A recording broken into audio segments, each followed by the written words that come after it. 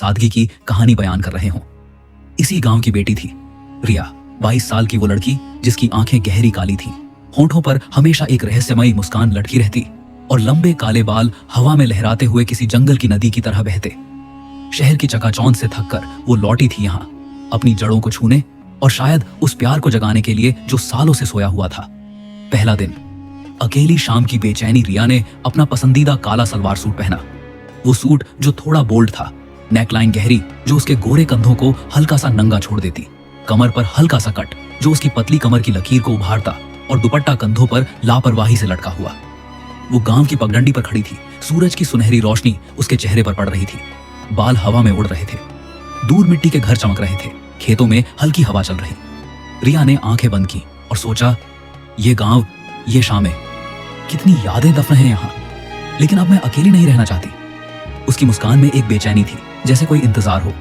वो वहां घंटों खड़ी रही, हवा के झोंकों से बातें करती और दिल में एक नाम गुनगुनाती। दूसरा दिन, पुराने दोस्त का आगमन। अगली शाम, वही सुनहरा आलम। रिया फिर वही काला सूट में थी, लेकिन इस बार दुपट्टा थोड़ा स्लिप हो गया था। कमर की वो पतली पट्टी साफ दिख रही, जैसे वो जानबूझकर खुद को खोल रही हो। बाल खुले, हवा में लहराते। तभी पगडंडी के मोड़ से आया आरव, रिया का बचपन का साथी, जो अब 25 साल का हैंडसम नवाब सा लगता। गहरी आंखें, साफ चेहरा, छोटे काले बाल और मुस्कान जो दिल चुरा ले। वो सफेद कुर्ता पायजामा में था, लेकिन शहर की चमक उसके कदमों में झलक रही। रिया, तू तो बिल्कुल वैसी ही लग रही है जैसे बचपन में, उसने हंसते हुए कहा। रिया का चेहरा लाल हो गया। और तू तो बदल गया है आरव। वे साथ चले। आरव ने हल्के से रिया की कमर पर हाथ रखा। वो स्पर्श बिजली की तरह था। रिया का दिल धड़का, लेकिन वो रुकी नहीं। वे मिट्टी के घरों के बीच घूमे, खेतों की हरियाली में खो गए। ये गांव हमें बुला रहा है, आरव ने कहा। रिया ने सिर झुका लिया। उसके बाल आरव के कंधे को छू गए। वो शाम इतनी रोमांटिक थी कि हवा भी शर्मा रही लगती। तीसरा दिन, स्पर्श की शुरुआत। शाम फिर ढल रही थी। रिया ने सूट को थोड़ा और खुला रखा, कमर पर कट गहरा, नेक लाइन में हल्की चमक जो उसके चेहरे को और निखार देती। दुपट्टा कंधे से सरक गया था। आरव आया, हाथ में जंगली फूल। वे एक पुराने कुएं के पास रुके। आरव ने रिया को अपनी ओर खींचा, कमर पर हाथ फेरा। वो हाथ इतना गर्म था कि रिया की सांसें तेज हो गईं। रिया, मैं तुझसे दूर नहीं रह सकता, उसने फुसफुसाया। रिया की आंखें बंद हो गईं और आरव के होंठ उसके होंठों से मिले।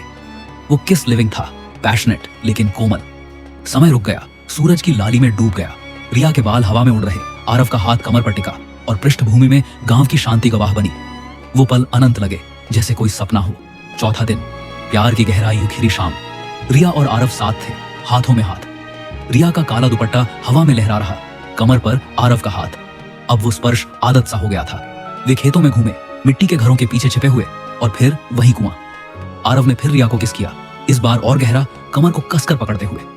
ये दिन, ये शामें हमारी हैं, रिया ने कहा, आंखों में आंसू चमकते। आरव ने मुस्कुराकर कहा, और जिंदगी भी। सूरज डूबा, लेकिन उनका प्यार उगा।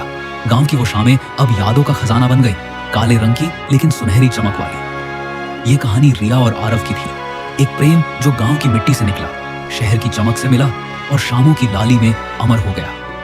प्यार कभी सादा नहीं,